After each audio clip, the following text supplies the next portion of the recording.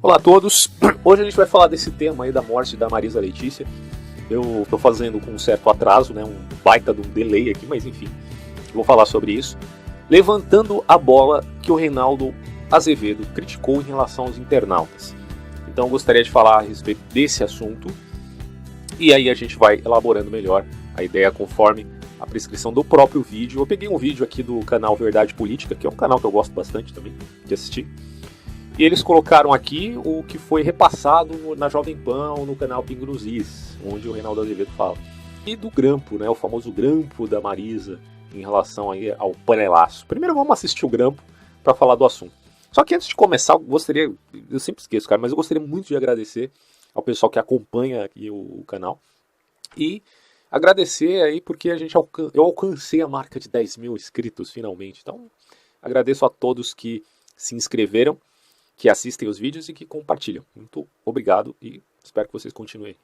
Então, hoje a gente vai falar aqui da Marisa começando pelo grampo. Vamos lá, vamos ver isso aqui. Só para questão de nota, né? Esse vídeo foi lançado bem antes da morte dela, 17 de março de 2016, nesse canal aqui. Então, vamos lá.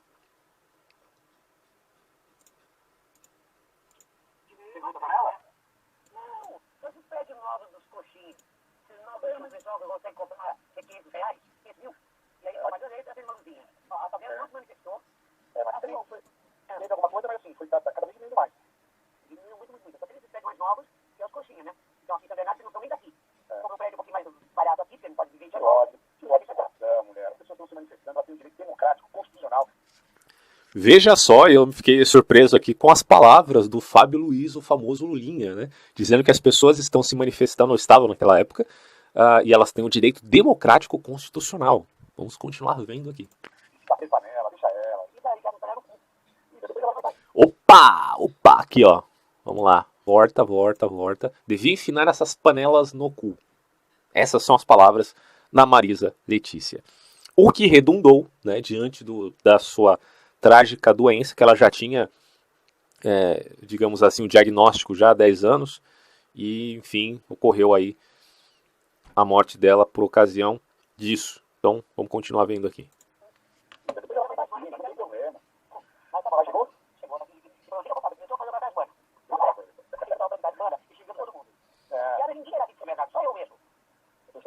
Bom, a gente já viu o que queria, né? Então acho que por aqui já tá bom, que vocês já entenderam a questão.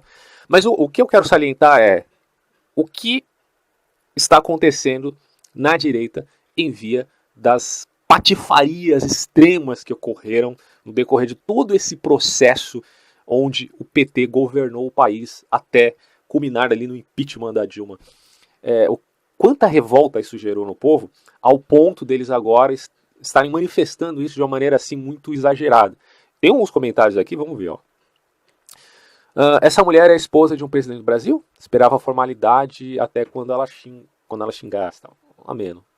Vamos ver se tem mais um aqui que seja mais drástico.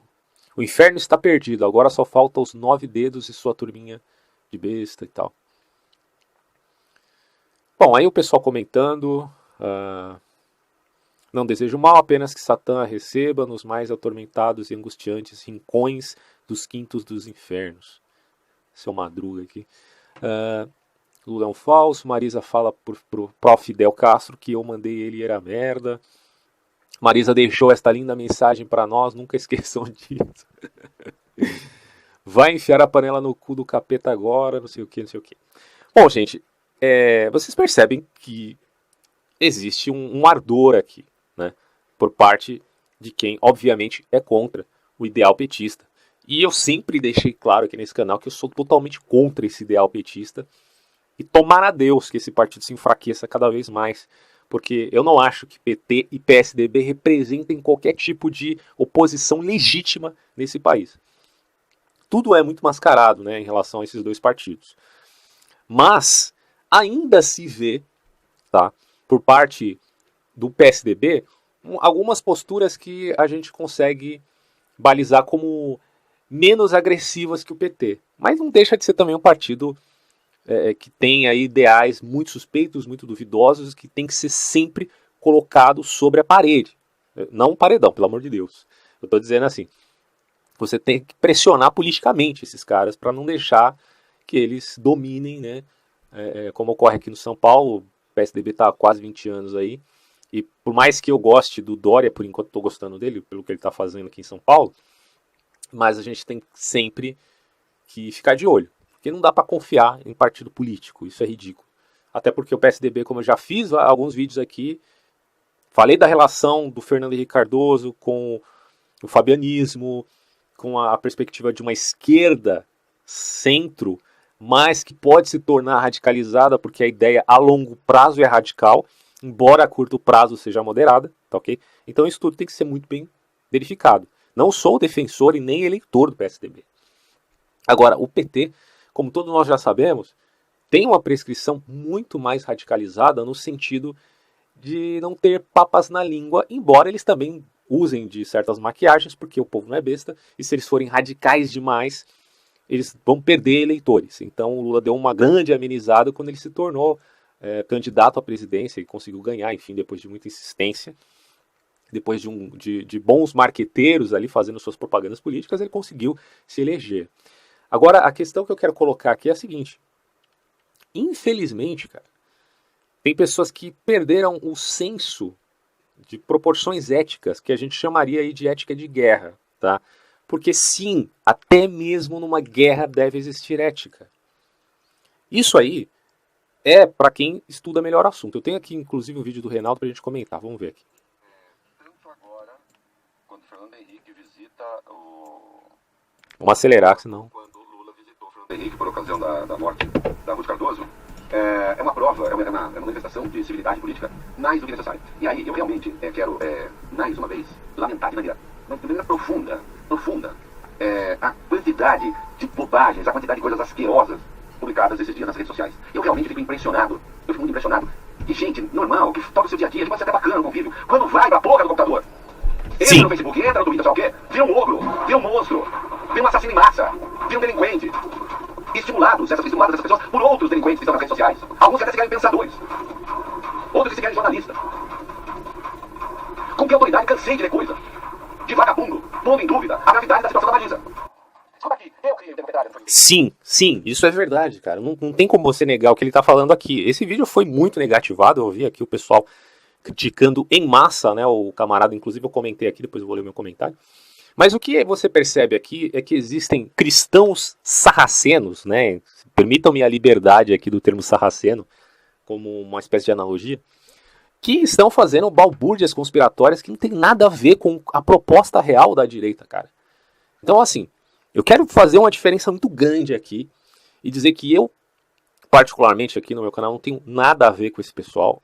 Não acho que eu sou melhor que ninguém também, óbvio que não.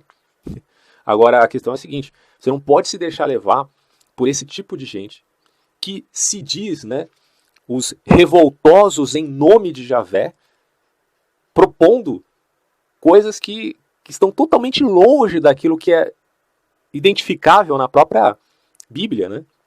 Que os caras simplesmente agem de maneira avessa àquilo que é proposto lá, em nome do próprio Deus que propôs aquilo na Bíblia. Então, sinceramente, eu acho isso uma grande hipocrisia da nossa parte. Vamos continuar vendo aqui. Eu criei o termo xenofábico pra ninguém. Agora me pergunto quando é que eu entrei nesse tipo de baixaria. Eu brinco sobre política, eu brinco sobre políticas públicas. Eu não tenho ódio das pessoas. Eu não tenho ódio nenhum Lula. Ao contrário, eu admiro. A questão do ódio, né? A questão do odiar o mal me parece ser uma postura extremamente coerente, né? Inclusive teológica, tá? Eu acho que esse é uma prescrição clara, você odiar o mal. Agora, seria hipocrisia da minha parte dizer que eu identifico sempre de maneira adequada o que é bom e o que é mal no mundo inteiro, na vida. Isso é muito difícil de fazer, porque seria necessário que você tivesse aí quase que um grau de santidade excelentíssima diante de Deus. E nesse ponto até posso concordar com Kant, que ninguém é santo de fato no mundo, né? Embora tenham pessoas sãs, porque são, né, significa na verdade uma pessoa que é curada, ela é sã, ela é liberta, de certo modo, dos entraves, né, do pecado e tal. E praticamente ninguém é assim. Então você tem um total discernimento do que é bom e do que é ruim. Você precisa ser um grande, perdoe a palavra, né, mas enfim, fodão, né? da santidade. Isso, infelizmente, não existe. E o que acontece é que muita gente cai na falsidade do que eu poderia chamar de maniqueísmo, tá? E agem de acordo com aquela simplicidade do preto no branco. E sempre tem uma postura a ferro e fogo.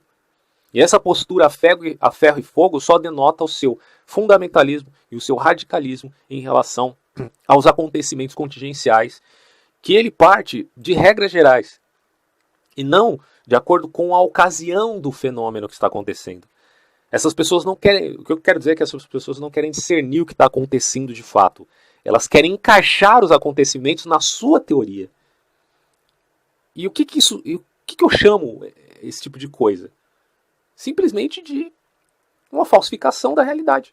É isso que é. Não importa se você é de direita, se você é de esquerda, se você é de centro. Seja lá o que você for, liberal, o que você for. Se você estiver, em nome da sua teoria, falsificando a realidade, sinto muito. Você está reprovado diante do discernimento das coisas. Certo? Se é o que você quer realmente é discernir o que está acontecendo, ou você quer encaixar tudo que está ao seu redor nas suas vãs teorias e pacotes ideológicos. Aí vem o cara e fala, não existe ideologia na direita. De fato, não deve existir ideologia na direita. Mas na medida que você age dessa forma, falsificando a realidade, como muita gente fez, eu vi gente dizendo que essa doença era uma farsa, porque o Lula queria se vitimizar. Talvez ele até tenha feito isso de fato, né? Mas é uma outra história. Não estou falando sobre esse assunto agora. Mas o fato é que a mulher realmente estava doente, a mulher realmente morreu, certo? E aí vocês vão dizer o que agora? Né? Aqueles que afirmaram que ela não estava doente. Então, veja o nível da situação. As pessoas falam em nome do que nós podemos chamar aí de ressentimento, que é o famoso fator Nietzsche. É o que eu chamo, como o Reinaldo Azevedo disse que ele cunhou vários termos, vou cunhar um aqui. Fator Nietzsche. Falava que os cristãos eram todos ressentidos, mas ele claramente demonstra de forma até patética o seu grande ressentimento diante desses mesmos. Obviamente eu gosto bastante do Nietzsche, fiz alguns vídeos aqui, leio o Nietzsche, sou leitor do cara, mas é uma coisa muito perceptível, né, que ele era sim ressentido, embora falasse contra o ressentimento. Então muitas vezes a gente fala em nome de sentimentos e não em nome de uma tentativa de discernir o que está acontecendo. Veja, você consegue balizar a diferença disso? É claro que você tem que ter, como o próprio Olavo fala, né, o senso da proporção dos acontecimentos, porque se, vamos supor um pai que vê a filha sendo estuprada, obviamente ele não vai agir com essa postura razoável, helenista, né, de querer identificar o que está acontecendo, né, e discernir a realidade naquele momento. Ele já tem um senso comum agregado nele desde o seu nascimento, que sabe que estupro é uma coisa errada, né? Isso já é trazido a ele pela cultura, que educa também. Inclusive eu tenho um vídeo preparado sobre cultura, porque eu estava assistindo, eu estou assistindo na verdade uma série, a série Vikings, lá do Netflix, é uma série que foi produzida pelo History Channel, que fala da grande saga do famoso viking Ragnar Lothbrok, acho que é assim que fala, não sei. E é interessante como eles colocam ali o confronto de culturas, né?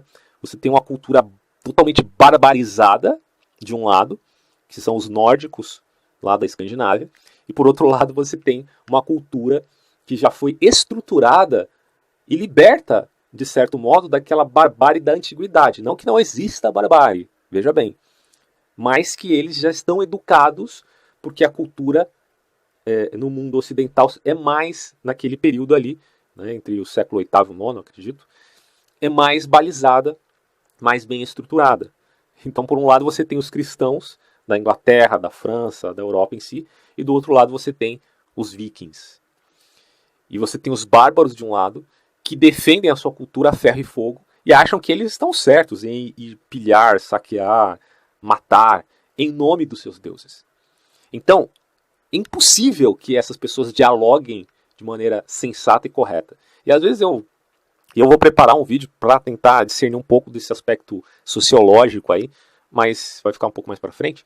Mas o que eu quero dizer é, muitas vezes o que você vê nessa postura de esquerda e direita Não é uma sensatez em relação a tentar discernir os fatos, mas é apenas o aspecto passional. É claro, como eu falei, da perspectiva do estupro, nós temos a cultura que nos impele a entender a gravidade de crimes como pedofilia, como estupro, vários outros que são considerados de requinte de crueldade, que nós abominamos e temos um juízo preconcebido. Isso é bom, conforme o Edmund Burke. É bom você ter esses juízos preconcebidos, isso é ótimo.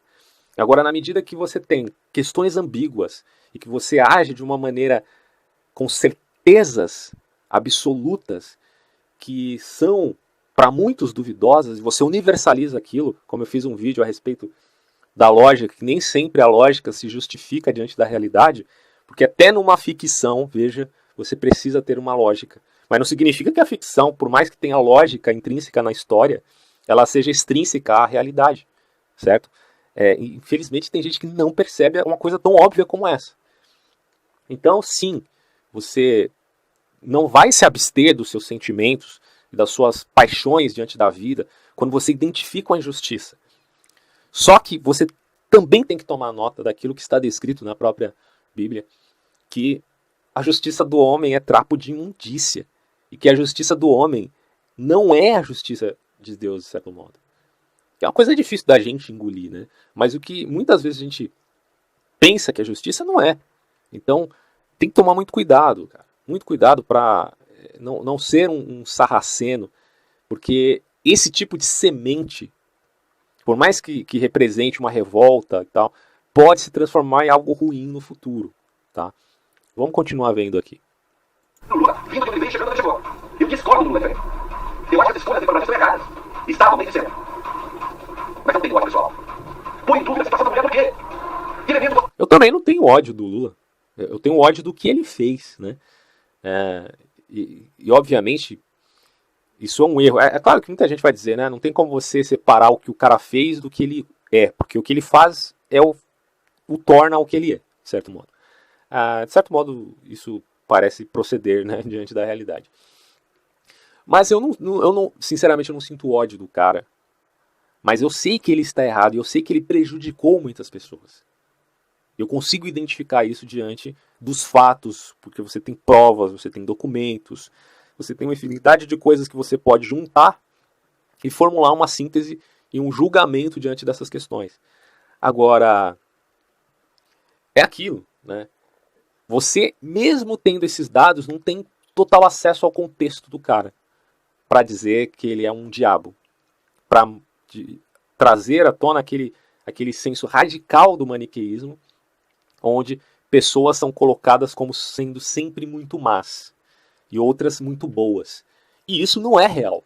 Infelizmente, né, para o senso simplista da realidade, quando o cara passa a discernir isso, ele vai entender que não é real. As pessoas, elas não são totalmente más e não são totalmente boas. Então o que nos resta fazer diante disso? É simplesmente julgar o cara de acordo com os crimes que ele cometeu e não avançar além disso. Certo? O Lula foi um mau marido, deve ter traído pra caramba a mulher dele. É uma questão à parte. Mas o que eu tô querendo julgar aqui é o que ele fez politicamente. O que ele fez politicamente foi devastador, tá?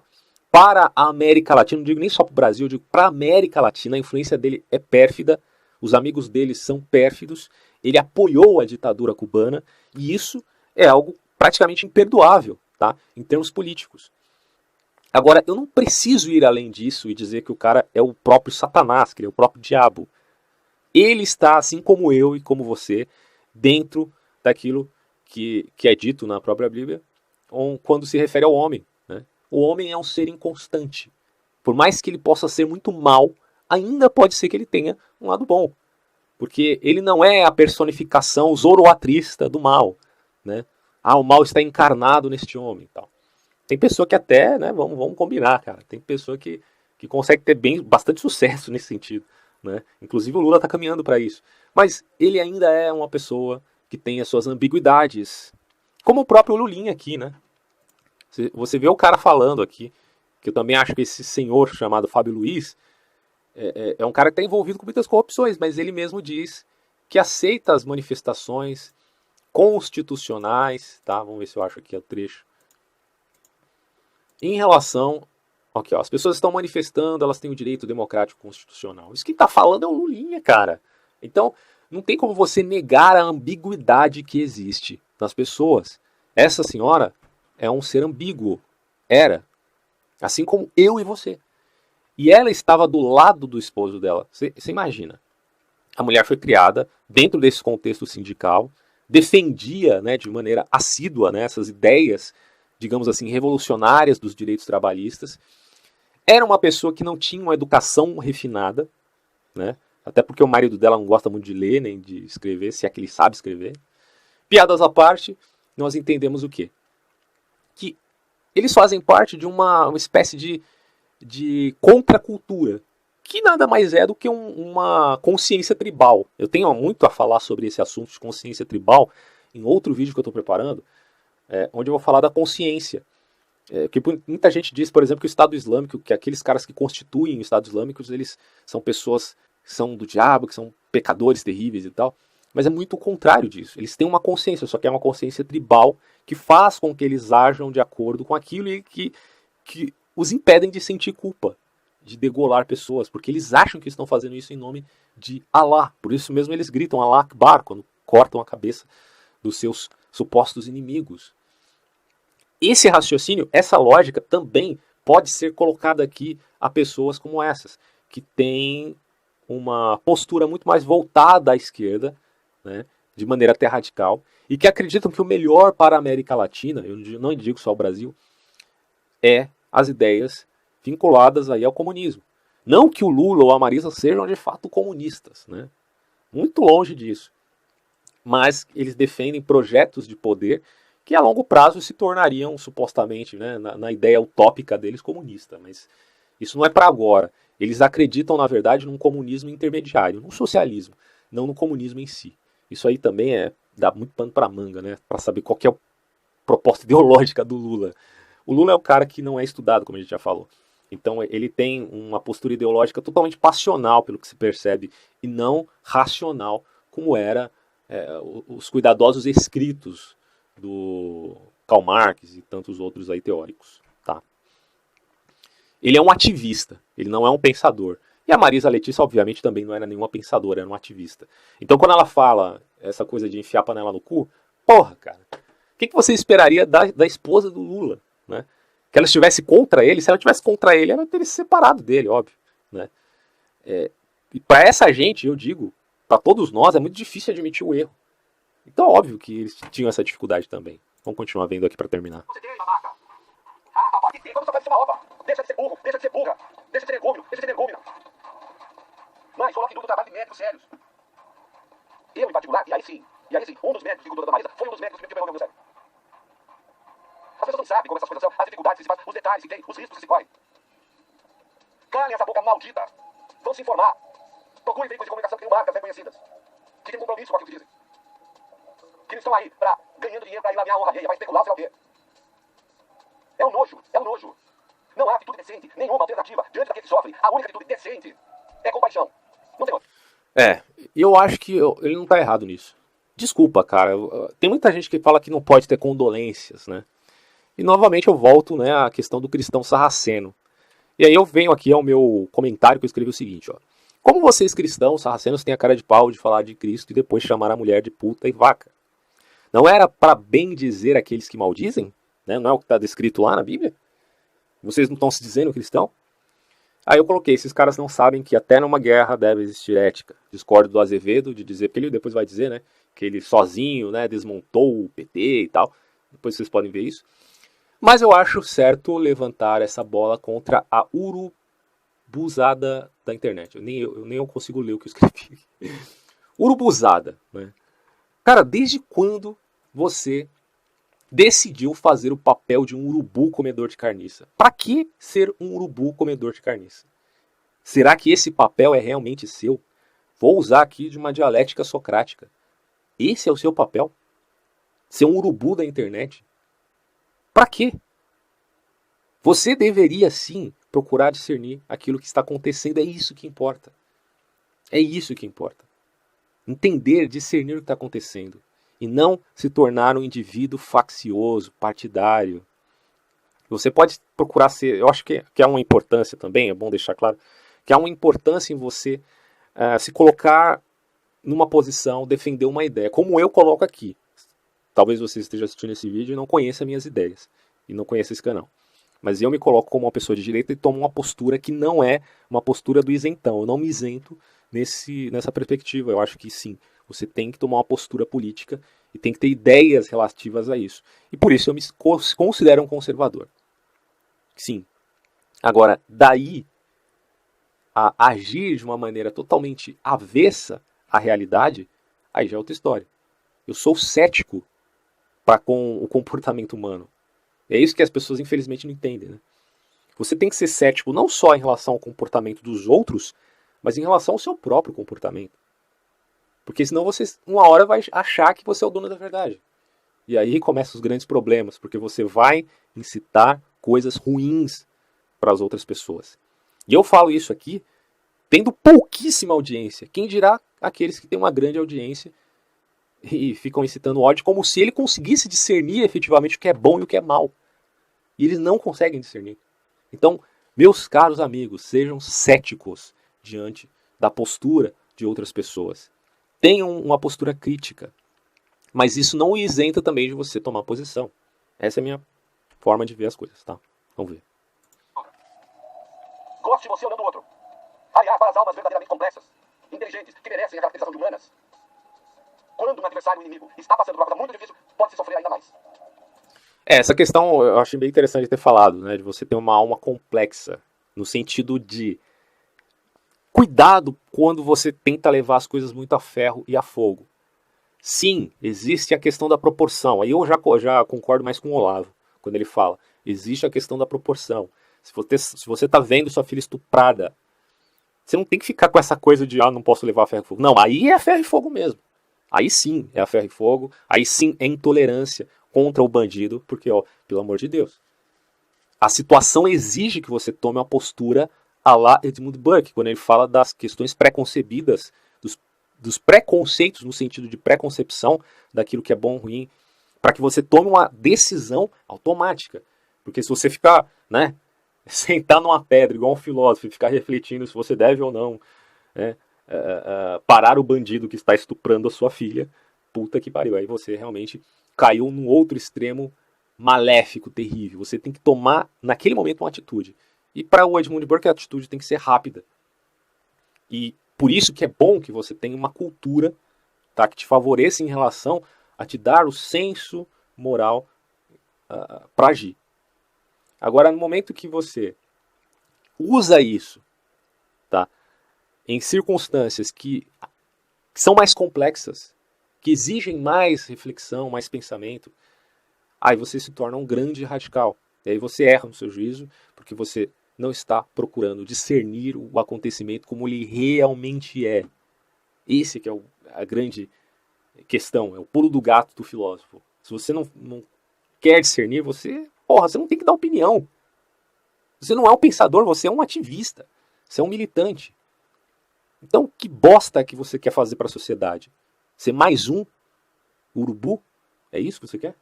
Vamos ver. Porque é como se você perdesse algo de íntimo. Porque a inimizade também pode ser íntimo. Assistam ao filme Os Duelistas, sobre inimizades íntimas. Chega de vulgaridade, chega de burrice. A mesma que me chegou ontem, eu escrevi hoje a respeito. Um imbecil, um canalha, me explicando. Como se eu tivesse perguntado como é que o código-fonte do Supremo tinha sido, não sei o que, qualquer código-fonte, pra saber como é. Passar para frente aqui. Isso, canalha. Burro, gay, mentiroso, fraudulento, paspalho. Quem disse? Agora quero fazer água. Quero fazer só porque eu diverti, se eu não divirto. Quero o Lucas assim, né? O Lucas assim, não sou eu, diverti. Vocês não o que aconteceu. É verdade. Verdade, sim. Infelizmente, quando um juiz de primeira instância resolve ser juiz do ministro do Supremo, como o professor Moro, ele estimula esse tipo de comportamento. Infelizmente, quando a Karen Lúcia resolve ser relator, sem ser, ela estimula esse tipo de comportamento. E estimula a ideia de que existe um complô nas trevas contra a Lava Jato, contra o bem, contra o justo, contra a ordem. E onde dá? Conspiracionismo é uma questão muito complicada que eu também sinto uma necessidade de falar sobre o assunto. Porque eu acho que também existe muita confusão e eu preciso estudar mais o tema para poder abordá-lo aqui também e ajudar quem tem interesse em conhecer mais sobre essa questão. Porque, por um lado, você tem aqueles conspiracionistas radicais, que qualquer coisa que aconteça, eles arbitrariamente pegam os elementos da realidade, das circunstâncias que acontecem no mundo, e conectam de uma maneira totalmente desonesta, né, para não dizer outra coisa, e formam lá a sua mirabolante ideia e teoria a respeito do mundo. Por outro lado, você tem caras, né, que acham que qualquer coisa que você fale a respeito de conspiração vai te levar a uma postura radical e, portanto, se você falar em conspiração, você já está errado. Mas espera aí, você realmente acha que em contextos sociais não existem conspirações? E quando você coloca o termo teoria da conspiração, como ele já está muito batido, principalmente na internet, por causa das falsas teorias, das merdas que são jogadas aqui, como é dito aí por muitos pensadores, o povo realmente gosta de comer bosta. É o que eles mais amam, né? E que educar é muito mais difícil do que destruir, certo? Muito mais difícil, muito mais difícil. Porque as pessoas não gostam de ouvir sobre educação, elas preferem comer bosta, literalmente. Né? Então, quando você percebe que as pessoas, a sociedade, elas estão em busca de interesses divergentes, é impossível que você não considere que haja ali no meio conspirações de grupos específicos que vão fazer ligações políticas. Na verdade, se você pensar bem, a política é também, de certo modo, a arte da conspiração. Você conspirar para defender uns e atacar outros, para fazer alianças com uns e quebrar alianças com outros. E se você leva isso para a escala mundial, você obviamente vai olhar para aquelas pessoas que têm mais importância. Isso diante de provas de ordem primária, com documentos. Eu não estou falando de uma coisa que você está inventando. Bom, é aí que você tem que tomar cuidado para não cair no extremo ceticista, porque o extremo ceticista também é uma aporia. A aporia é quando você cai na perplexidade. Você fica diante de um paradoxo, de uma contradição, de certo modo. Porque se você é cético ao ponto de não duvidar jamais do seu próprio ceticismo, o que vai acontecer com você? Você vai se tornar um dogmático. Mas ora, porra, o cético não existe justamente para duvidar e para não ser dogmático. Na medida em que ele se toma uma postura apenas cética, né, como uma regra geral, como uma doutrina, ele logo se torna dogmático. E isso é, obviamente, uma aporia. Né? Então é esse meio termo que eu quero colocar aqui para você. Isso não é isenção, não é ficar em cima do muro. Entenda bem. Isso é você tomar uma postura que tem a ver com uma conclusão baseada no discernimento da realidade. Novamente, eu toco nessa tecla. Vamos continuar aqui. Não tem essa, não.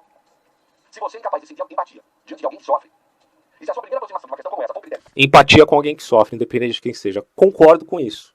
Concordo. Que tipo de cristão é você que não tem empatia pelas pessoas? Por mais que não interessa quem elas sejam. Ninguém está perguntando quem elas são, porque o que você está sentindo empatia é pelo sofrimento dela. Então, se você não tem esse discernimento, cara, você é um puta de um sarraceno travestido de cristão. Essa que é a verdade. Vamos ver. Político ideológico. Você é um monstro moral. Você não é melhor do que os seus inimigos. Muito provavelmente você é pior do que eles. Bom, tá aí. Eu não vou passar o vídeo inteiro, depois vocês podem assistir. Deixando claro que eu discordo do Reinaldo Azevedo.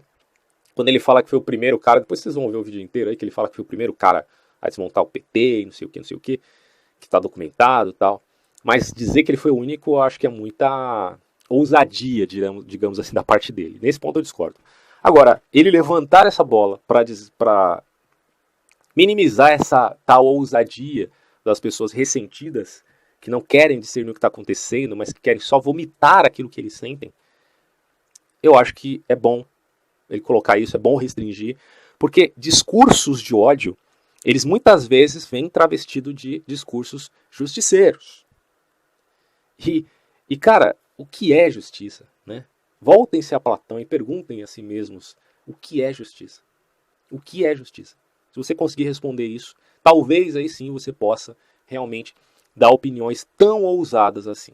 No entanto, eu vejo que, para finalizar esse vídeo, eu preciso também tomar muito cuidado e alertá-los a respeito do que nós poderíamos chamar de politicamente correto. Uma coisa é um discurso politicamente correto, que está com o rabo preso. Está com o rabo preso por conveniências de alianças políticas. E isso não tem a ver só com políticos profissionais, tem a ver com relações políticas em geral na sociedade. Seja na sua empresa, seja no time de futebol, seja com seus amigos, com a sua família, relações políticas vão existir ali. Eu estou dizendo no sentido de conveniências retóricas, isso sempre vai existir, isso faz parte da nossa estrutura humana, tá? Mas eu alerto a você a tomar cuidado, porque na medida que você percebe que relações políticas podem se tornar transgressoras no sentido amplo do termo, aí realmente isso vai se tornar algo muitíssimo ruim. Basta que você tenha a oportunidade, né, você grande justiceiro, tem uma oportunidade, você vai demonstrar que a sua justiça, na verdade, não é tão justa assim, né? Bom, gente, fico por aqui. O vídeo vai ficar muito grande se eu continuar. Então, um grande abraço e até próximo. Tchau.